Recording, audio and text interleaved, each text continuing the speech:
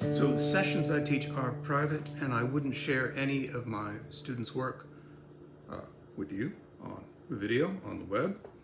So I thought instead to demonstrate the way I work with my students is to take apart one of the songs that I've written recently, and this is called I Don't Know How to Reach You. So you can see the chords here a little bit, right?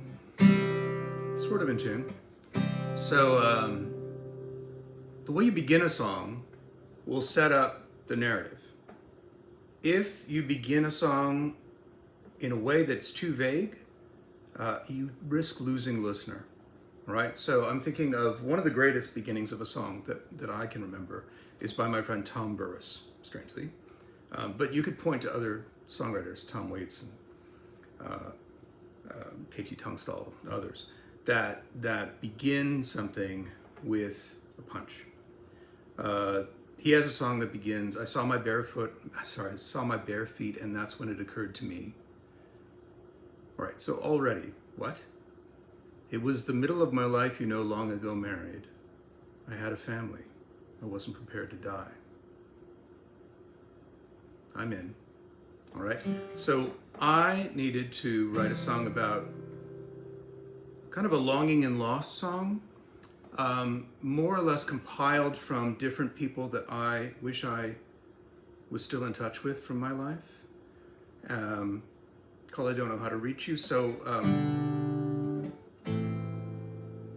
it begins with the setting of where I'm feeling that frustration.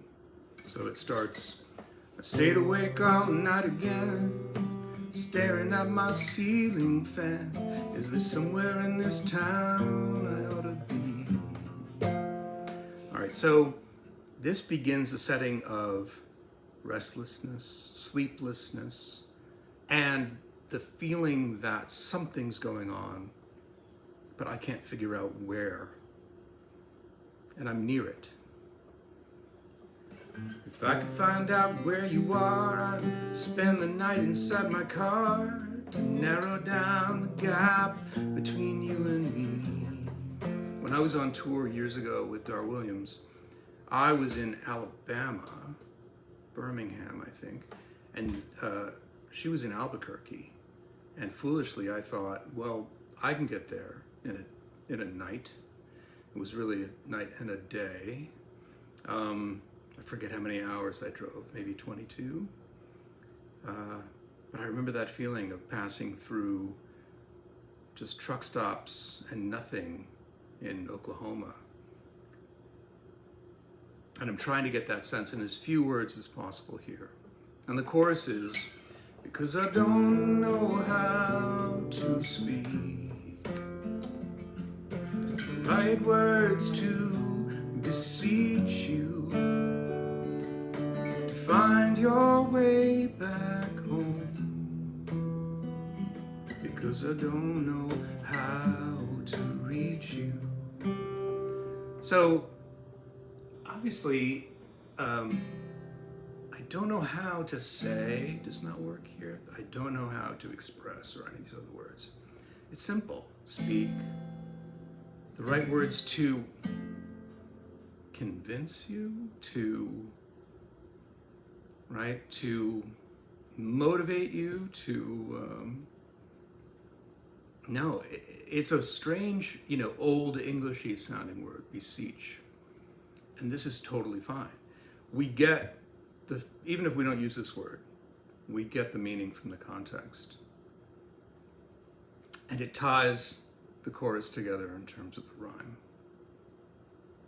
So that's just a piece of it, right? Now I'm working backwards from a song that I consider finished. But in the process of building a song with you, uncovering the inspiration, uncovering the story, and then building the lyric, and building the melody and the chords. There are a couple of things here that I could go into. This chord and this chord, right? It's a 3 chord, and I'm terrible. This is a 7 chord, I think. So it's really useful when you want to emphasize a word or emphasize part of the narrative to throw in a chord that isn't the 1-4-5, even the 6, right? These are very friendly and they're very expected. But when you go to a 7th chord, which is usually diminished. Am I right? Is that 7th? Yes, it is. Major 7th. You throw things off a little bit, right? It's sort of like an underline. It's like listen, right? Narrow down the gap, right? There's somewhere in this town the right words to beseech you. Right? So these are useful, right? And it doesn't, if you do it right, it doesn't come off as a great big flashing underline or bold, you know. It just feels natural. And yet, the mind is drawn because this is not the chord you expected. All right, enough for now. If you want to get into it with me, work on songs together, fill out the form, drop me a line, we can talk about it.